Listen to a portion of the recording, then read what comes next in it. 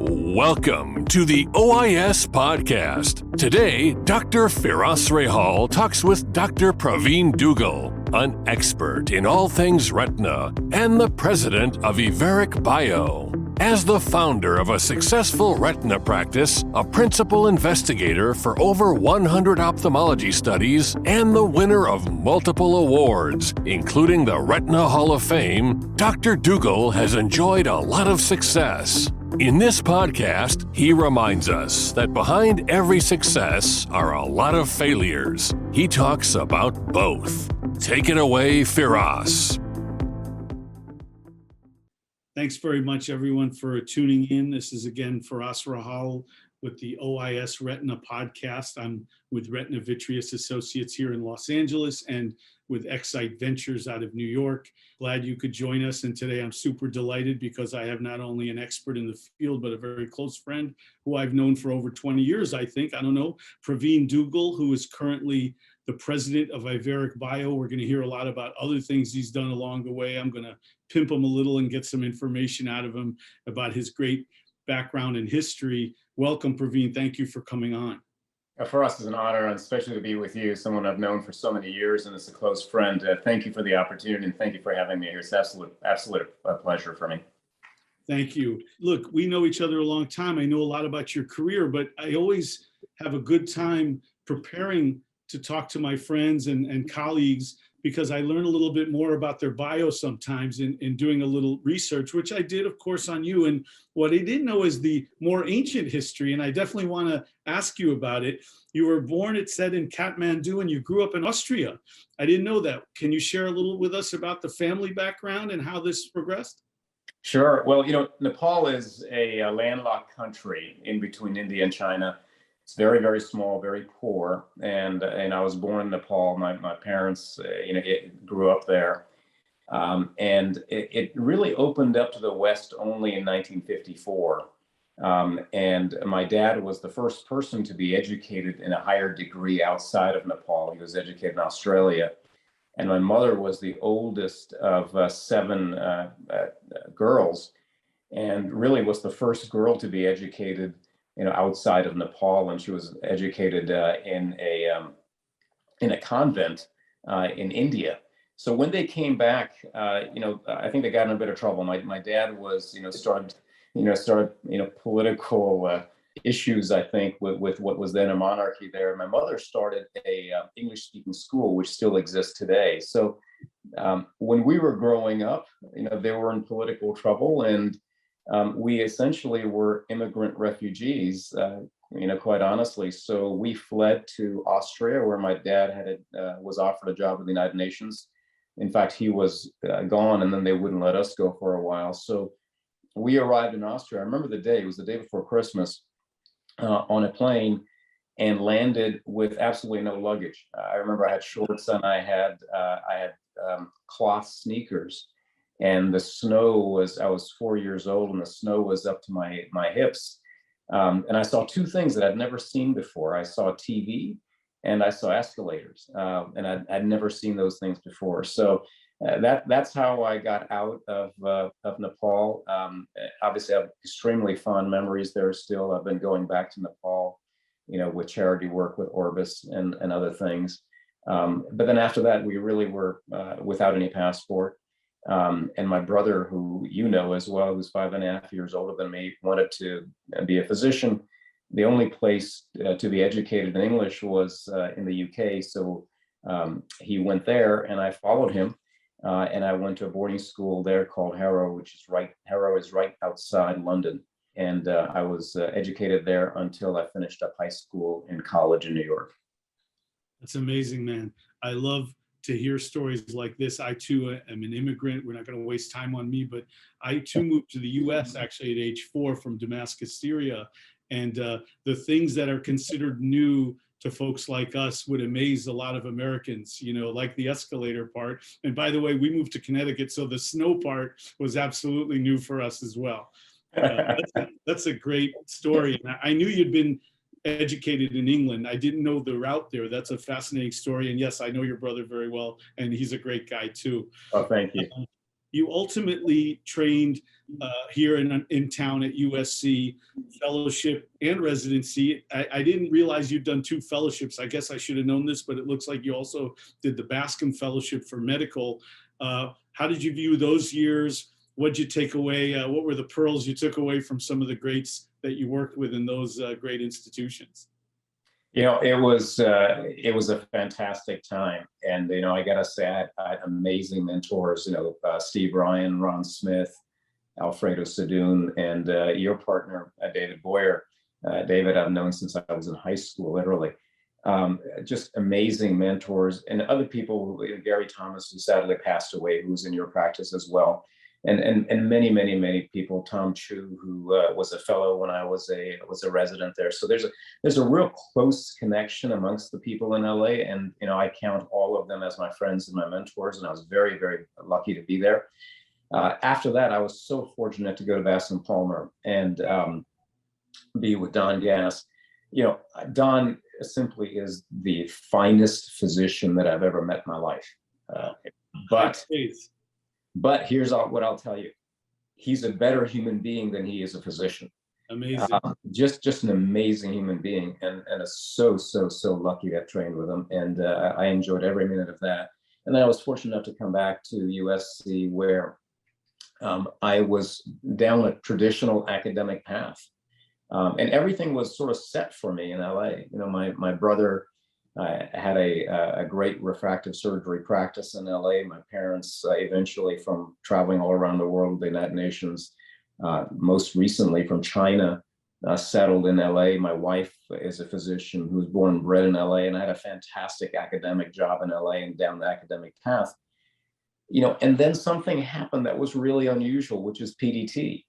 And a lot of people are too young to remember PDT, but for years and years, in retina, we really didn't have anything. And we were surgeons, and that's why I went into retina. We were really good at surgery, and we were good at repairing a retinal detachment and tears and taking care of ruptured globes and trauma. But when it came to medical things such as macular degeneration and diabetes and so forth, other than doing PRP, there wasn't a whole bunch we could do. And all the research and the science was done just one of very few places, a few academic institutions, the NIH. There was no industry, and really industry was looked upon quite poorly, and there was a real division between academics and industry. And then came PDT, and we don't remember PDT much, but it really changed my life in my career, in the way I looked at things. And I thought, wow, that really may be something. And then I grew quite frustrated that I couldn't work with industry as much as I wanted to in a pure academic setting. And I was young, and when you're young, you're not really all that smart. And I looked at the practice that George Williams and Mark Blumenkrantz at that time, and Mike Tracy and Ray McGarry had built up in Detroit. And I thought, wow, I can do that. And little did I know, right? And I decided at that time to go to Phoenix, because the demographics were such that there were the fewest number of retina physicians per population. I'd barely even been to Phoenix. I had no connection whatsoever. And I just kind of plopped down and thought, man, I can do this. And how wrong I was. It was very different than LA. I was miserable in the beginning, and for 10 years, I got absolutely nowhere and came very close to leaving and going back to LA many, many times. In fact, for us, I was hoping that somebody in your practice was going to offer me a job, but nobody ever did. they probably thought you'd be too big for us, man. Sometimes you become too good, too big. People are afraid to even bring it up. I would call and I would say, hey, how's it going? Are you guys busy? Do you need somebody? And I was like, yeah, we're okay. We're really busy, but we're okay. It's like, please. So nobody offered me a job. So I just kind of pounded the wall. I got nowhere for 10 years. And then things started happening little by little. But that's kind of how I left the traditional, academic scene. But it's been, and then after that, it's really been a struggle, but things started happening after about 10 years, but it's been wonderful since. you did an amazing job, man, and you're being very humble, but you built an incredible practice in Arizona. I'm pretty familiar with it, so is everyone else who's in our business.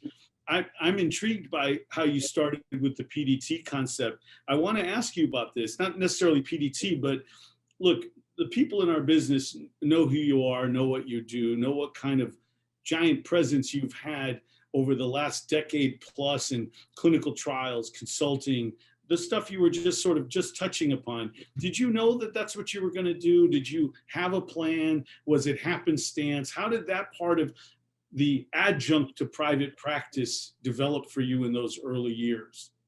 The one thing that I've always had is I've always had the opportunity to fail, you know, and I've never been afraid of failing. And, you know, God knows I've failed many more times than I've succeeded, but you just need to succeed a few times. And my favorite quote in life is, the only way to guarantee success is to fail more. So I've really never been afraid of failing. I mean, if I have one quality that makes me succeed, it's really the fearlessness of failing, and I have no problems failing at all. The learning from failure, for me, has really been a life lesson with everything. And when I came here, I had such big dreams and got nowhere. As I told you, totally failed for about a decade, and I couldn't get a clinical trial.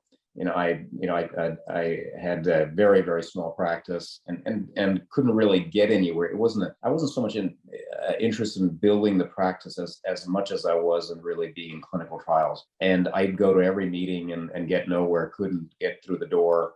And little by little, things started building up, and that was great. And we started getting bigger and bigger and having more and more clinical trials. And I absolutely loved every minute of the clinical trials that I did. But the great thing was that there were so many mentors that I had and so many people that supported me from our community. We've got an incredible community in retina, and people that I was fortunate enough to train with, but people that I never trained with, who'd give me advice, who would support me, who'd help me along the way. And as we grew and did all these clinical trials, something came into me. I'm not really sure what it was. It was maybe when we started the entire process with injections and reimbursement and so forth. I kind of looked at the business aspect of retina more and more. And that's not something that I did deliberately. It just came, and it was maybe more appropriate simply because I was the managing partner of this practice that I'd started that involved in managing the finances and managing the direction of the practice. I remember very distinctly one day I kind of woke up and said, I'd like to learn more about business, because the business of medicine is unchangeable. Right. I mean, you're really not going to change the way we are reimbursed in business and we practice. However, we use a lot of services in medicine, and I thought, wouldn't it be great if we could own all the services that we use, if we own things that we touched, because they can run like regular businesses. And I thought I'd start small. And the first thing that I looked into, and you're going to laugh at this, was janitorial services. It was funny. and true, I'm assuming 100%. Yeah. That was your first thought. And then I thought, what if, because I was just in my, I was just having these thoughts, and I was like coming to the office, and I saw, people cleaning up, and I thought, what if we own that janitorial service? And then I realized that was just really too hard, because there were so many issues, and I looked into it, but there were so many issues in owning janitorial services. And then I looked at food services and so forth, and I thought, what, there are other things that I can do. So little by little, we spun out 12 different companies. But the criteria was that we were going to be the only customers of those companies. And those companies were there. We had a couple of real estate companies, we had a financial company, we had a nutraceutical company, we had an aviation company with 2 planes and 5 pilots. And it really allowed us to go to places and do things in a very entrepreneurial way, where we could control the business and the services. And that was great. I love that. And that time the practice was big enough that, I think we were going to about 34, 35 places. But The place that I really loved going to was the Native American reservations. Yeah. And I took care of all the Native Americans in Arizona for 26 years, singularly, which I absolutely loved. And that was probably the favorite part of my practice. But that's how I kind of went from the traditional academic practice, to a clinical trials practice, to a more entrepreneurial practice. But along the way, there was no design, I'll be honest with you. It was just, the thoughts and the dreams that I had, but then a whole bunch of failures, and then a little success and a whole bunch of failures, and then a little success. As I say, the one thing is that I've never, two things actually. One thing is I've always learned from the time that I was little, with my background, much like yours, as an immigrant refugee, that the best things that have ever happened to me have been when I've been outside my comfort zone. And oftentimes it's not by design, but it's by force, right? As an immigrant refugee, obviously, that's one lesson in life that I've had. So I'm never afraid to go outside my comfort zone. And the second thing, which is related to that, is that, I always sort of seem to learn from failure. And perhaps that's because I've failed many more times than I've succeeded, but I'm really not afraid to fail. So, these are different weird paths, but that's kind of how I got to where I got to. There was really no design whatsoever. That's amazing. And you're right about the learning from failures more from successes. You're just honest enough to admit it. It's factual. It's, I think, true for most everyone. We tend to put our heads in the sand a little bit on the failures. I'm glad you brought it up. So many of our listeners are people who are either involved in clinical trials or might be in a startup that's trying to figure out how to build their clinical trial. And you've been a very sought after expert in that area. Why don't we talk about a couple that didn't work out as well and that you have personal knowledge of, and maybe you can shed some light if there's any retrospectoscope, if you don't mind. I'd like to bring up a couple. You were very heavily involved in a project I took part in Neo Vista with the radiation therapy, surgical radiation administered for wet AMD. And I remember being an investigator, and I did a few of those cases. And I remember you guys testing us with this tremor meter, which made me really nervous, but I actually did very well. I was proud of myself. But I'm like, holy cow, I didn't bank on this. What do you think? Look, it sounded like a good idea. I thought it was a good surgery. I thought the idea of radiation for wet AMD is not new. It makes sense. Paul Finger's been talking about this for many years. You were one of the real national experts on this. What do you think happened there? Why didn't that pan out? Well, first of all, look, any kind of disease, and particularly a retina, to me, and particularly AMD, is very personal. I have a family history of AMD. I probably will get AMD, probably have AMD myself. And my father, who's 91 years old, has been getting injections with Lucentis for the last 20 years. So there's a very personal relationship that I have with retinal diseases, and particularly with AMD. So, clearly any AMD trial, I was attracted to, and that's part of the reason that I am where I am as well. So the whole Neo Vista experience really taught me two things. One is the importance of trial design. And it's always easy to look back in a retrospect. What we did in Neo Vista was, again, this is part of the failure part, is to spend a lot of time doing trial designs and having what we thought was a biologic reason for using radiation. And you referred to Paul Finger. We certainly talked to him and a lot of people as well, and it made sense. And again, realized this was way before the anti-VEGFs, of course. I mean, this is an era way before that, and we didn't even know about anti-VEGFs at that time. It all made sense. And the early surgeries that people, experts like you and others did, were great, and the results were fantastic. The biggest mistake that we made, which sounds so simple now, is we didn't standardize. We kind of told people, but we didn't standardize where that probe was going to be held. Mm.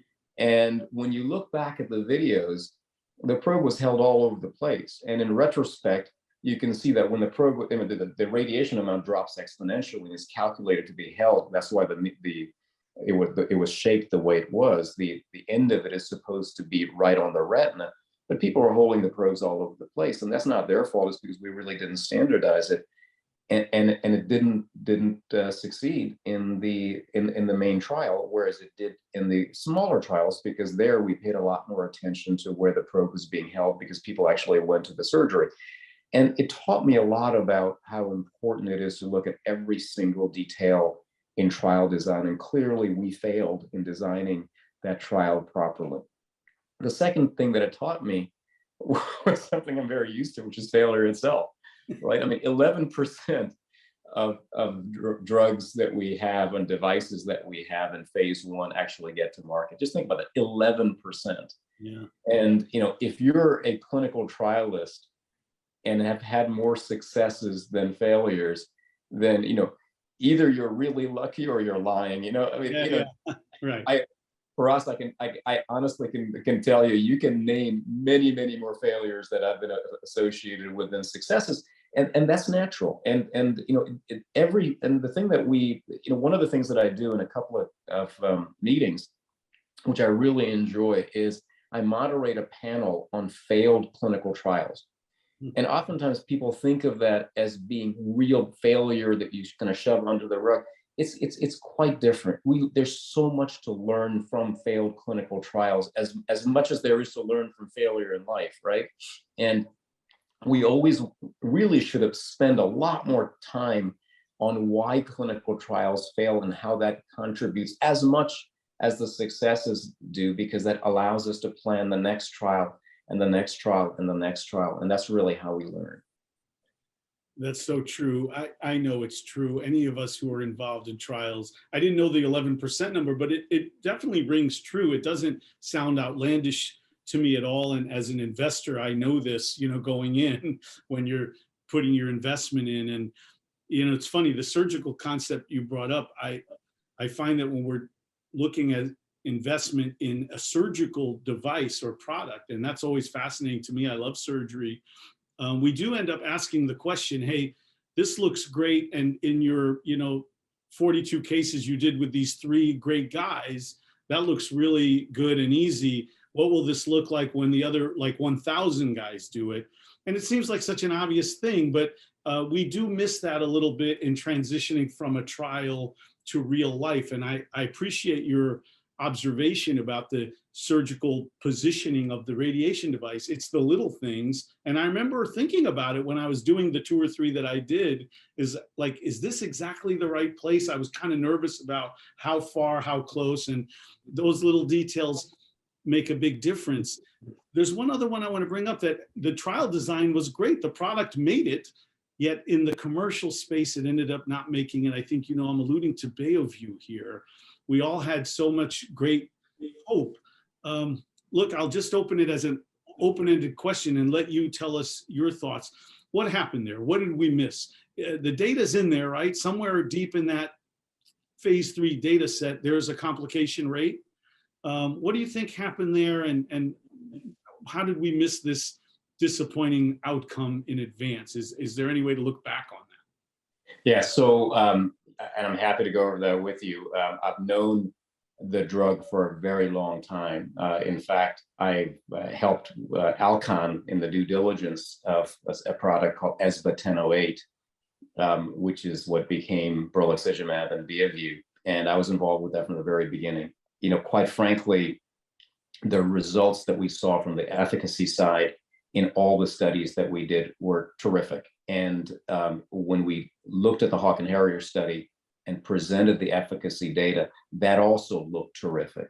But I'll tell you what it was. It was a few people in Novartis, and the credit really goes to Dhaval Desai, who was in Novartis at that time, who spotted a few cases that was reported to him. And he should really get the credit for this. And he's the one that alerted us. And I remember him telling me this, saying, come on over here and take a look. And it wasn't that it was just uveitis, it's that it was vasculitis. Yeah. And, he went ahead and went against the grain and really put his neck out to make sure that this was looked at. And Dugel, who's fortunately a person that I work with on a daily basis in Iveric Bio and is a friend of mine, really deserves all the credit for this. He's the one that really alerted people, made us do a deep dive. And I'm very proud of the way that everybody reacted in Novartis. And the credit goes right up to the top to the CEO, who said, look, we've got to do the right thing. I don't know why there's inflammation. I know there are all kinds of hypotheses, but here's what I know going back as a community. We in retina always have, and we should all be very proud of this. We always have a history of doing the right thing for the patients. And I know that sounds fairly trite in saying that, but if you look at all the things that have happened where we could have done things to make us richer, to make us more powerful and make us look better, we always relied on science. We used to, there were studies where we did laser for drusen, and that looked great. There were great surgeries that we did that we loved, like subfoveal neovascularization removal, retinal rotation, the RON surgery, choroidal resection. I can go on and on and on. But ultimately, what we relied on was to say, let's go ahead and let science decide. And when we saw something that wasn't right, that didn't meet the scrutiny of science, we as a community always made sure we did the right thing. And this Bovieu experience was the same thing. As much as we love the efficacy profile, and I still believe that from an efficacy point of view, it's really the best anti-VEGF we have. From a safety point of view, it simply didn't meet the standards that we set for our patients. It just didn't, because there were other drugs like Eylea and Lucentis that were safer. If it wasn't for that, we would be using Bovieu, but there were others that were safer, and we made that judgment. And that's the right judgment to make based on the patients. And I'm very proud of the way that the community has reacted every single time when there's been a controversy. You look at the CAT study that Dan Martin led.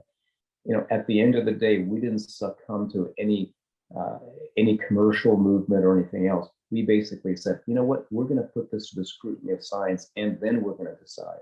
And that's exactly what we did. So the Bovieu story is another example in a long line of controversies and issues that we've had where we've said, we're going to look at science, we're going to be data driven, and we're going to make the correct decision as a community as to what's best for the patients.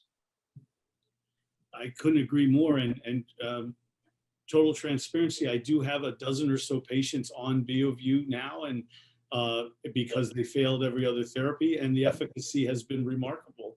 I've fortunately not observed the complication that we're discussing, but it's a shame because the efficacy is outstanding. You can see it.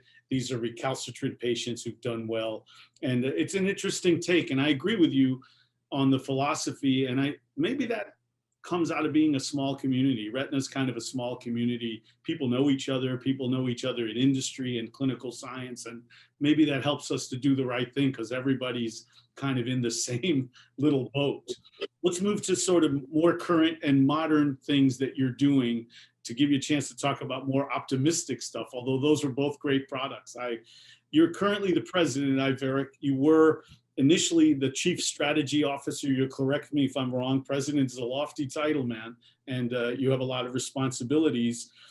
You made the leap from being a clinician and a clinician scientist, as we've just discussed, lots of trials, lots of patients. It sounds like an incredible run doing the Native American treatments for 25 plus years. What was that transition like before we get into the products at Iveric? And I want to discuss that and hear about them. What was that transition like? Were there anxious moments in making the decision? Was it an easy decision? What can you share with us? It was actually a remarkably easy decision. I got to say, again, this is the whole idea of getting out of my comfort zone.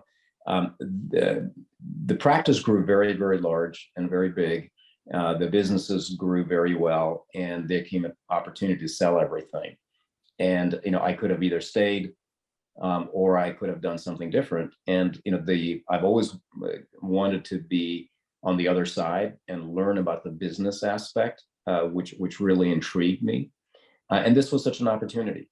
So there were lots of opportunities that I looked at. I looked for quite a long time, and I came to the decision that, at my stage in my career, and as I lost more and more hair, I just wasn't going to be in a situation that I was going to be happy, where I had to have like 19 committee meetings to open a window, no matter how great the company was. And the only way to avoid that was really to be in a small company at this stage. It may have been different if I was 30 years old, but it was the best decision I ever made. And I remember I went to Glenn Spondorio, who's our CEO, and he's just a wonderful, wonderful mentor and a terrific person to work with. I couldn't have asked for a better person. And I said, Glenn, just like we've been discussing, I said, best things have always happened when I've got a chance to be outside my comfort zone and learn. And what I'd like to do is I'd like to be on the business side. I'm happy to help on the medical side, but I really want to learn about the business side, because that's something that I'm really excited to learn about. And he was kind enough to be patient with me. He still is very patient with me, and teach me, as he still does. So I spend most of my time really on the business side. We're very fortunate to have Davil Desai, who's on the medical side, and he's phenomenal, as I've already mentioned. On the commercial side, Chris Sims, who came from Novartis. So we have everything covered, where it allows me the latitude to really learn more and more about the business side, under Glenn's mentorship, as well as a phenomenal board that we have that's very supportive, and most of all, very patient with me. Adrian Graves, who's extremely well known, is the chairman of our board, and we've got wonderful board members, including Mark Blumenkrantz, who's one of our own, Cal Roberts, who is a cornea specialist, also in Bausch and Lomb, as well as Jane Henderson, as well as Christine Miller, who's joined us, and Axel Bolte. So we've got a great board, and they're very patient. They allow me to learn, and it's been just a phenomenal, fun ride.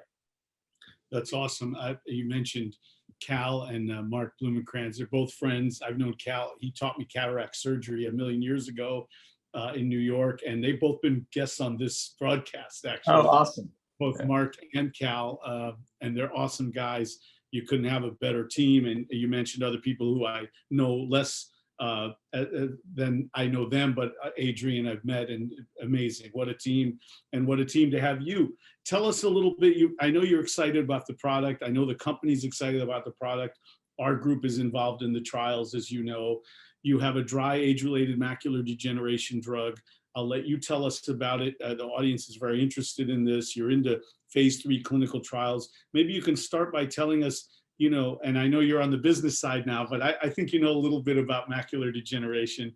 The mechanism of action, why is this a good mechanism versus some of the other things that are being talked about, and where you are in trials now and where your next move is? One of the seminal events that I think has happened is our understanding of macular degeneration. For a long time, certainly when I was in training and in practice, macular degeneration was really a binary event. It was really a fork in the road. As you got older, either you got wet or you got dry. That's the way it was. And I think now we understand is, I call it sort of like a unifying highway of macular degeneration. I think you start at drusen and you end up in geographic atrophy, and it's a single highway. And that highway is really a wound healing process. That wound healing process is initiated by drusen, and that's where complement is active all along the way. And a wound healing mechanism, like anything else, is very stereotyped, regardless of whether you get a paper cut, a gunshot wound, or in this case, drusen that initiates it. It's the interplay really between inflammation and angiogenesis. The cadence is obviously very, very different, if you get a paper cut or if you get drusen, but the process is the same, in that it involves angiogenesis as well as inflammation. I mean, you need to have dilated capillaries, you need to have blood vessels taking the inflammatory cells to the point of target. So when that interplay between angiogenesis and inflammation gets more towards angiogenesis, you get a detour in that highway. And that's what we call wet macular degeneration. And then with the anti-VEGFs, as good as they are, they get you back on the highway. So how do we know this? Well, we know this because, as you well know, for us, we used to think that when we started with anti-VEGFs, patients would rebleed. Well, rebleeding is actually extremely rare, as you know. Patients go blind on anti-VEGFs not from rebleeding, but from macular atrophy. And if you understand that highway, it makes sense, right? Because now you've taken them from the detour and put them back on the highway, so they go towards macular atrophy or geographic atrophy. So understanding that, you can see the amazing impact that a drug that is effective in geographic atrophy would have, not just on geographic atrophy, which is a massive market in itself, but also on intermediate macular degeneration and also on wet macular degeneration. So the first thing that attracted me to this, other than the natural history, other than the family history, obviously, was just a massive potential impact the drug would have. So complement, we know, is involved throughout, and there are lots of people like Greg Hageman and others that have been instrumental in pointing that out. Then you look at the complement pathway and you say, well, where do you inhibit in the complement pathway? It looks so complicated. And my way of looking at the complement pathway is that it arguably is one of the most important pathways in our body. It protects us against endogenous and exogenous pathogens. And it's not so much complicated as it is really redundant. You've got 3 entirely independent pathways that come together at C3, go to C5, and then split out to 2 systems that kill cells. One is the inflammasome, and the other one is the membrane attack complex. And immediately when you look at that, you can see that the redundancy is built in there because this is such an important pathway. And as I like to say to people, redundancy is a sign of importance both in life as well as in nature.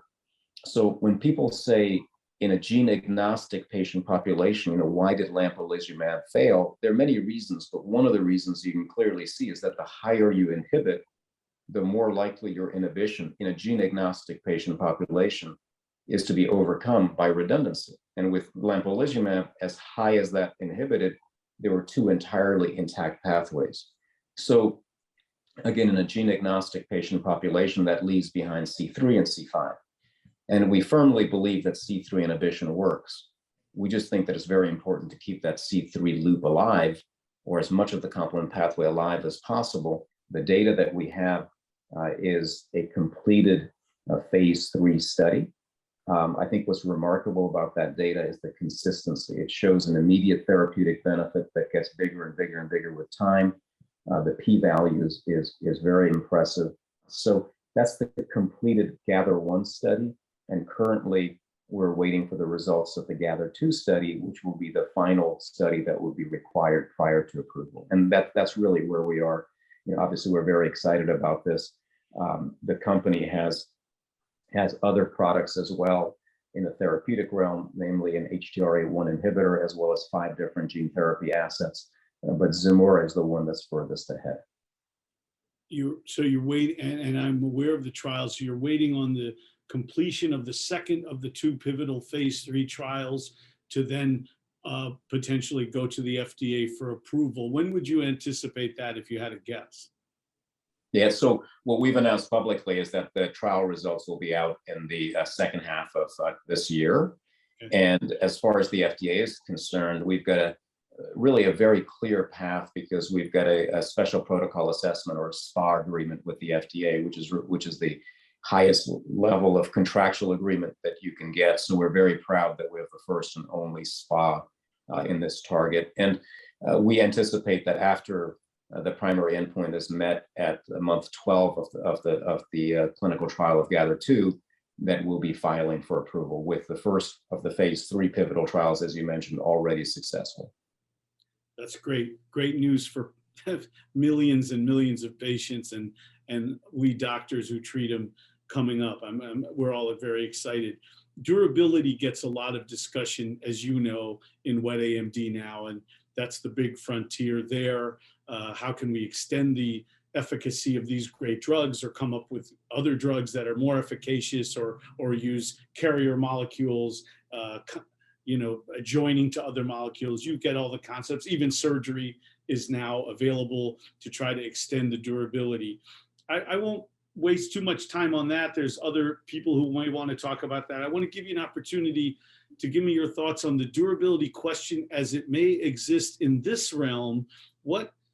Because this is groundbreaking, because there's no existing treatment of dry AMD, obviously any treatment will be earth-shaking to patients, but is there a sweet spot? Have you thought a lot about what might be an injectable quantity of, the duration between injections that would be most acceptable to people who may have better vision and a slower disease than, say, an explosive wet AMD? Yeah, it's a great question. So first of all, in the patients that we targeted, which many other studies, including other people's studies have shown, other companies' studies have shown to be the right patient population, are patients with extrafoveal geographic atrophy. And as you know, geographic atrophy always progresses circumferentially fairly quickly, in a matter of months, hits the fovea and slows down. So the question that I get asked a lot is, look, are patients really going to come in for monthly injections? And that's the same question that I was asked with the anti-VEGFs. As old as them, much older than you, and look at what's happened. I mean, nobody expects to go blind. Nobody wants to lose vision. And at the end of the day, visual acuity is a terrible proxy for visual function. It's not about visual acuity, it's about visual function. And if anybody has any doubt, if they have glasses, like I do, just take the smallest piece of Scotch tape and put the Scotch tape on either side, nasal or temporal, away from the center or inferior, and try to work, and you'll never be able to work. There are lots and lots and lots of those patients out there. They may not be with retina specialists, but they're with optometrists, they're with general ophthalmologists. They may be architects that can't see a straight line in the upper left corner and notice that it's getting worse. They may be a lawyer that can't finish reading a sentence because there's a blind spot and notices that that's getting worse. And he or she may be going to the optometrist or the general ophthalmologist, and they may be saying, your vision is 20/20, you've got a little aging spot and there's nothing we can do. Now, patients don't really understand or care about a delta of 17% versus 30% versus 16%, or millimeters squared here and there. What they do understand is, and what is that with dry macular degeneration and geographic atrophy, with Usha Chakravarty's study, for instance, in 2 years, approximately 50% of patients will have their fovea obliterated. Within 1 year, 75% of patients will lose driving vision. So if you as a retina specialist can sit in front of your patient and say, Mrs. Jones, this is not a cure, but if you take this medicine, you'll be able to drive for another 4 years. And I'm making the numbers up here. You'll be able to see your grandchildren's faces for another 6 years. Well, that's a currency that they can understand. That's a currency of conversation they can understand. And that's going to be what's going to motivate those patients, the time of preservation of central vision. And that's really the key. To answer your question, we're absolutely working on version 2 and version 3. Version 2 will be a sustained delivery type mechanism. And this small molecule is ideally characterized with its physical properties to be loaded onto a sustained delivery type solution. What that will do is it will not only make it easier and more convenient for patients with geographic atrophy, but it'll expand the patient population to include patients with intermediate macular degeneration, where complement is also active, and these patients can be identified early. What is the ideal interval? I think the minimum is 4 months. I think an ideal would be 6 months. And quite honestly, if you have intermediate macular degeneration, just like we go in for teeth cleaning, and that you're predisposed to go blind, I think it's very reasonable to assume that those patients would be likely to come in, say, once every 6 months, just like a teeth cleaning, to make sure that their risk is greatly reduced. And those are the kind of things that we're working on, and And those are the results that we're aiming for. The next step after that would be much more sophisticated types of delivery systems. But I think the sustained delivery mechanism would be next. Brilliant. I couldn't agree more with your assessment, the number of months you're talking about. And also, I like your term currency, because these conversations, as you and I both know from doing it for so long, is what the patients want to discuss. And even in these recent years that I'm enrolling patients in clinical trials for dry AMD, this one and others, when telling them why they might want to do it, it's really been conversations like that. Well, you know, you might be able to get an extra couple of years of reading or an extra couple of years of driving. That's very motivating. This is very meaningful to patients, much more so than how many letters did you make on the eye chart necessarily. Absolutely. I totally agree.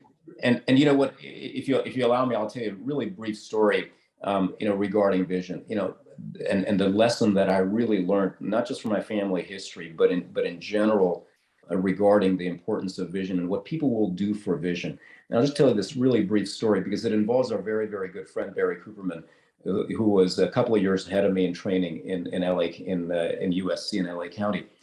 When Barry and I were in training, there was a new disease that was discovered. At that time, it was called a gay bowel syndrome, ended up being AIDS. Mm-hmm. And these patients obviously got CMV retinitis. And nobody would see these patients because they weren't, people weren't sure if they were contagious, people were afraid of them. And at that time, I remember I was studying Kaposi's sarcoma, angiogenesis and so forth. And Barry was interested in uveitis. So Barry and I set up a clinic in LA County where we would see patients with CMV retinitis and AIDS.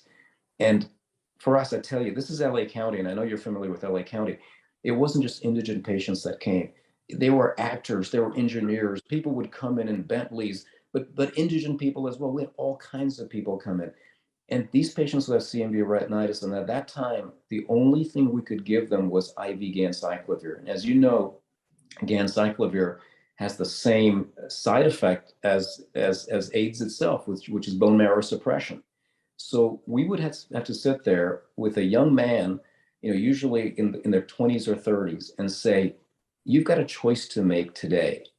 You can either live for another 3, 4, 5, 6 years, but be blind, or you can get this medicine and more than likely you'll be able to see, but you'll die in 6 months.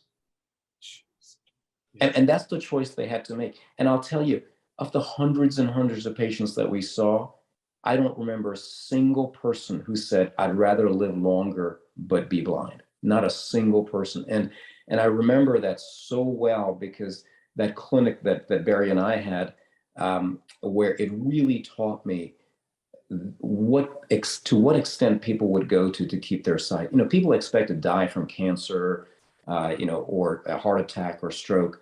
Nobody expects to go blind.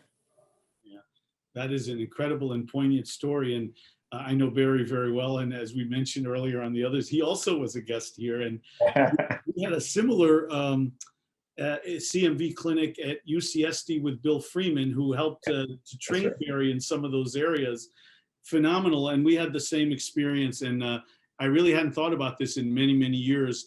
There are actual epidemiology polls that were done many years ago. And I think Medicare looks at this stuff and values vision when patients will give lists of the things they fear most. And it's right up there with death and cancer, sight loss. It's right at the top of patient lists and polling. And so we do important work, and it's good that the financiers are seeing that, and we see investment dollars going into vision and vision saving treatments, which brings me to the final area I'd like to talk with you scientifically about and pick your brain a little. You mentioned gene therapies.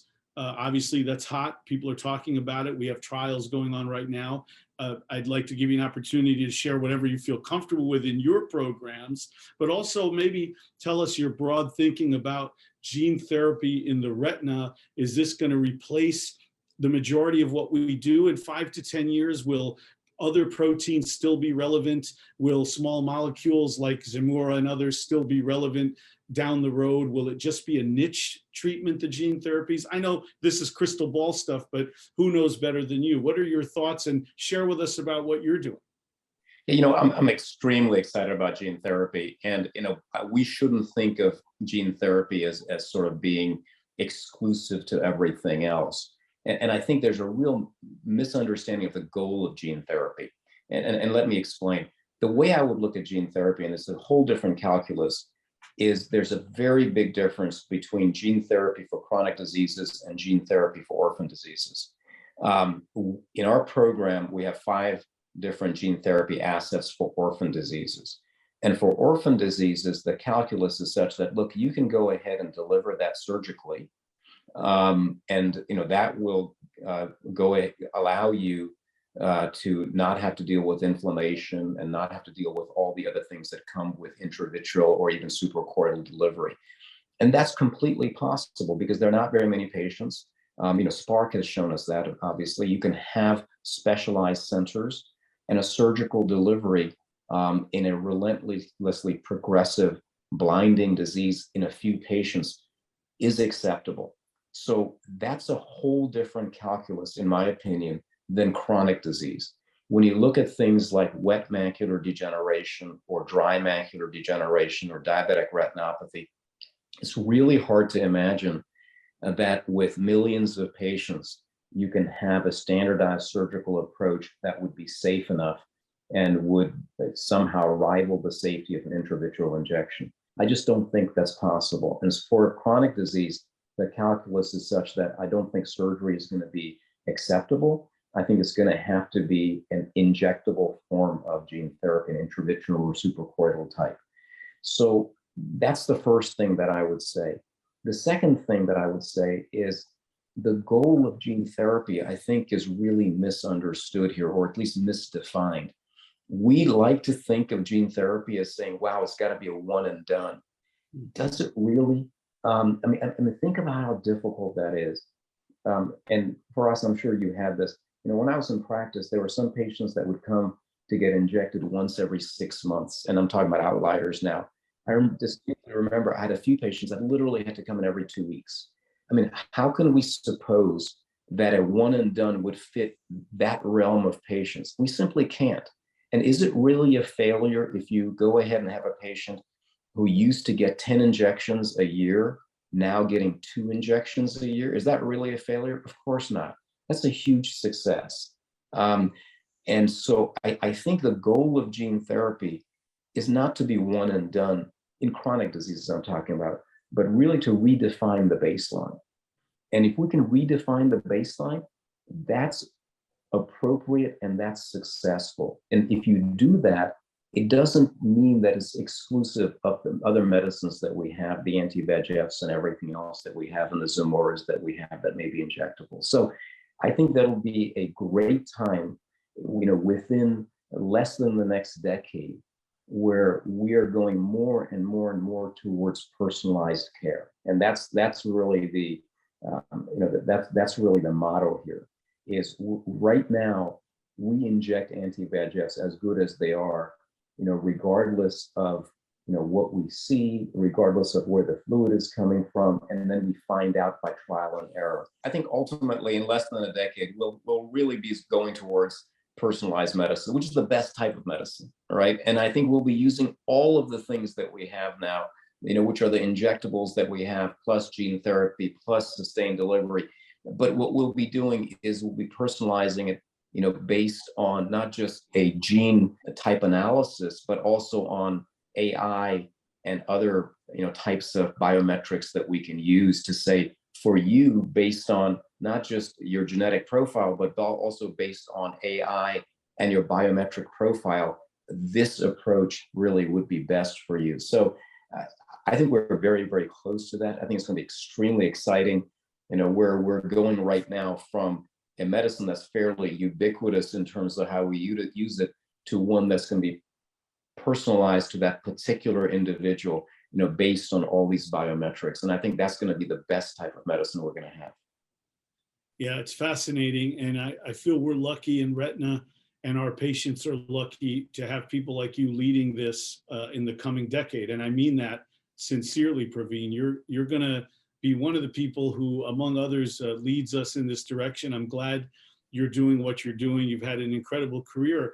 I had a final question in this regard, somewhat personal for you, given all the things you've done, and you spent a good part of your career becoming one of the most sought after KOLs. I don't love that term, but KOLs in our business. And you did it at a time, I think, that people came up working hard, dedicating many years of labor, clinical trials, etc. And you did all this. I wonder if you have some advice for younger folks who want to go down that path. And I have the sense now people become KOLs kind of quickly. I even read an article once in a throwaway. I laugh about this a little, and I know you did it the long road, the long game, where this is how you become a KOL. It was actually written up in a throwaway. I found that somewhat humorous, but a little disappointing. What's your advice? I know you didn't take the crash course. You did it the long road, as you described a little tonight on your description of the early decade of your career, but you ended up in a place that a lot of people would love to go. What's your advice to younger people in clinical medicine who are interested in such a career path? Well, I think it's to be what we've talked about before. I think being curious is very important, but I think the two things that I mentioned: get out of your comfort zone and don't be afraid to fail. And the other thing that I'd also mention is we're so lucky to be in the field that we are. We've got great people.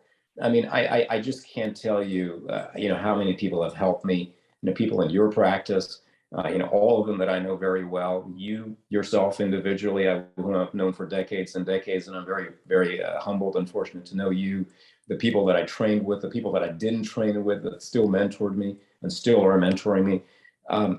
I think the best advice that I can give young people is just that don't be afraid to reach out to people in our field. You'll find that everybody's willing to help you, but also stay authentic. The people that, I'll do one better than you. I was in a recent financial meeting where somebody said something about the number of patients this particular KOL saw with an orphan disease. And I thought, holy cow, that can't be possible, because I don't even know that number of patients with this orphan disease actually exists. Yes. And I've never heard of this KOL. And they said, oh, no, this person's been saying this like several times. And I actually looked up this person, and this person ended up being a cornea specialist who was actually in a lab. He was a researcher. Oh. So, at the end of the day, I guess what I would say is, just like you said, there are no shortcuts. This is something that everybody will find out if you're not authentic. And it's very, very important to be authentic, to be true to science, to be data driven.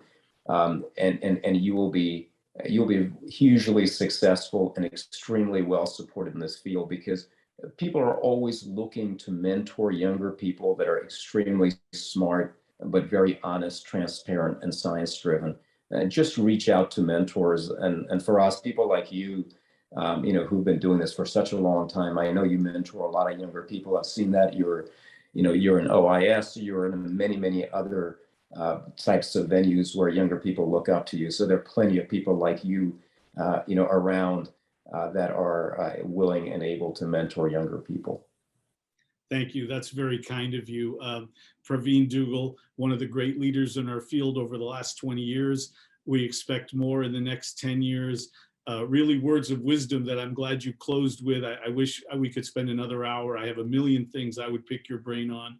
I'd love to have you back, but thank you for joining. And my good friend and all around nice guy, by the way, thanks for coming on, man. I really appreciate it. Thank you, my friend. I've been very, very lucky to have you as a colleague and a friend for many years, and we will continue to collaborate for many more. Thank you again, my friend. Thank you. Thank you for listening, everyone. We hope you've enjoyed this episode of the OIS podcast. Be sure to listen in next week as we discuss the latest innovations in ophthalmology with experts in science, medicine, and industry. Subscribe to our iTunes channel so you don't miss a thing.